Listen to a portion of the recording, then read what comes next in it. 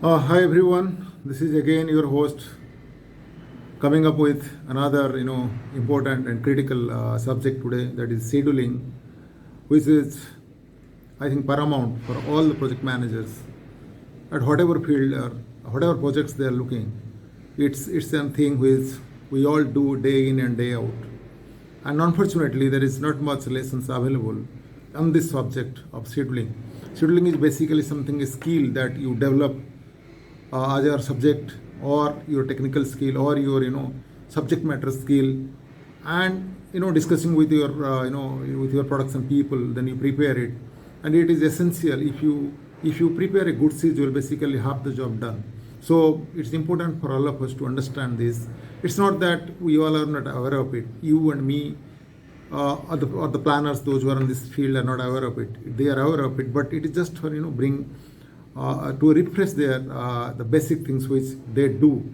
And I have also seen in my life there are many planners and project managers. They do this little bit mistakes and then come up with something like that. The software is not working. The projects are not dynamic, and they are not able to get the correct reports and all. So I just wanted to help them out by bringing this session. So let's go to the video.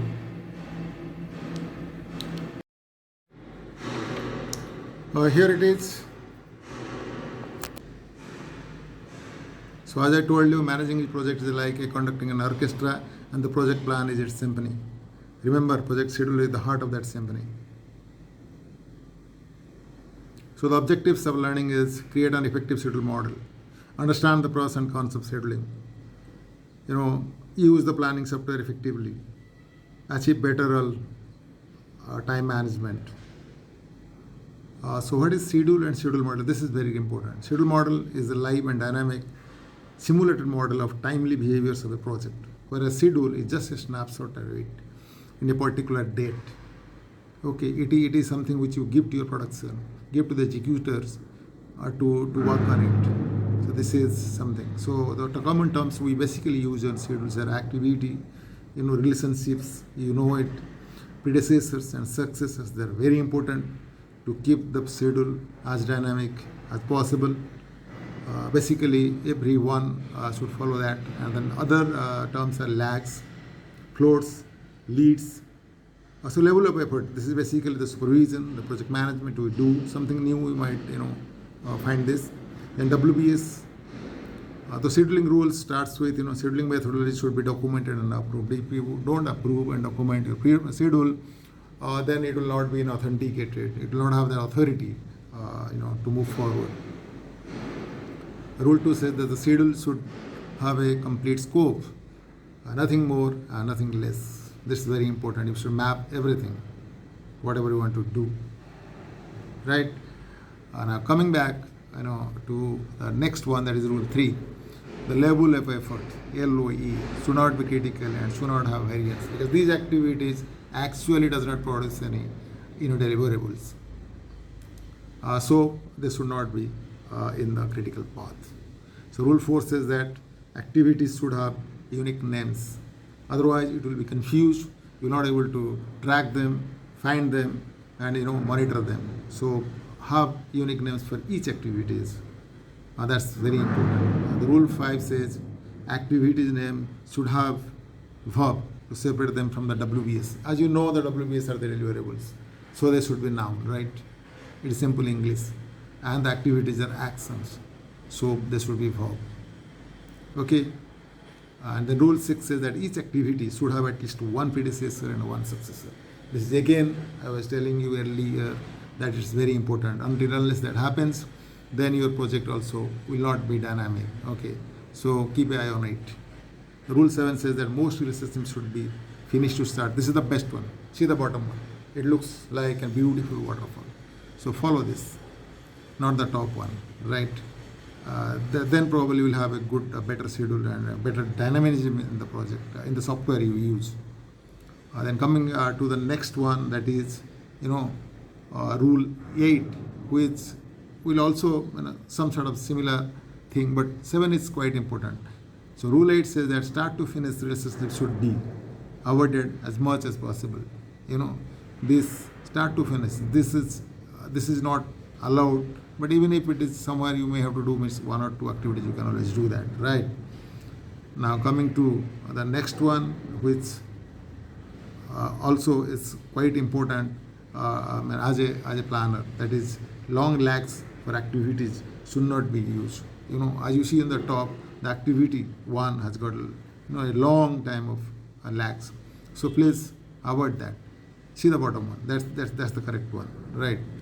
Now sometime we may have to do that. Okay, the rule 10, the number of lags and activities should be the fewest possible. If you have many activities with lags, then probably it's not something which the production people or your top management will not like that, because they're not able to track it. You will waste a lot of time in that. Rule 11 says that activities should not have negative floats. This is again very critical. See the top graph, which shows that it has got overlapped in each other. So please avoid that, because these are not allowed. Sometimes what we do meet with such situations, but try to avoid it. Rule 12 says that activities should not have long floats. You should not have activities with long floats. This float thing I already told you earlier. So avoid using long floats in your activities. Okay, they are not allowed. The rule 13 says that date constraints should be implemented through milestones. Please don't put any date constraint in your software, because then it will lock the software there. So try to avoid that. Use them as milestones so that you get the correct picture. At the same time, the software will be dynamic. Don't use unnecessary date constraints on anywhere. So rule 14 says that activities should not have long durations. It's again very important, because if you are reviewing a project on every week or every second week, don't go for an activities which are of 3 months or 4 months. Then it will not give a clear picture of the progress or the status of that particular activity.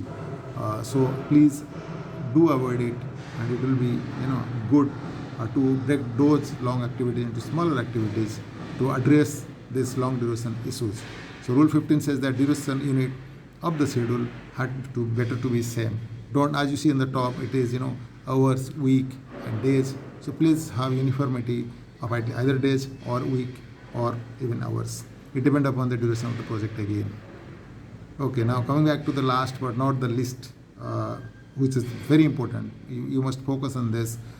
The activities should strictly follow the work breakdown structure of the WBS. This is one of the very important thing. So please see that it should look like a beautiful network where in each level it is 100%. If you see that, follow the 100% rule. This is very important. And what are the takeaways from today's session is preparing an effective model is critical to project success. The rule of the 16 is only a guideline. The box stops at your understanding of the scope and the planning software. Be realistic to your approach. Make your schedule model as flexible as it can be. Okay, thank you. We'll have such videos in future. So friends, that's I think I have brought in some good rules. Though these are all very simple in nature, but we generally do those mistakes while prepare activities in a schedule, thousands and thousands of activities. We forget to follow these rules. So basically it was just a refreshing sort of thing which I tried to bring in, and in future I will also depending upon the questions I get, depending upon the areas I feel I would like to help people in those areas in project management, I will bring some more videos. So please do subscribe our channel, and you will feel press the like button, so that any new videos coming, it will be of good help to you and to the community in large. So thank you once again for watching this video and sparing your time for us. Thank you. Namaskar.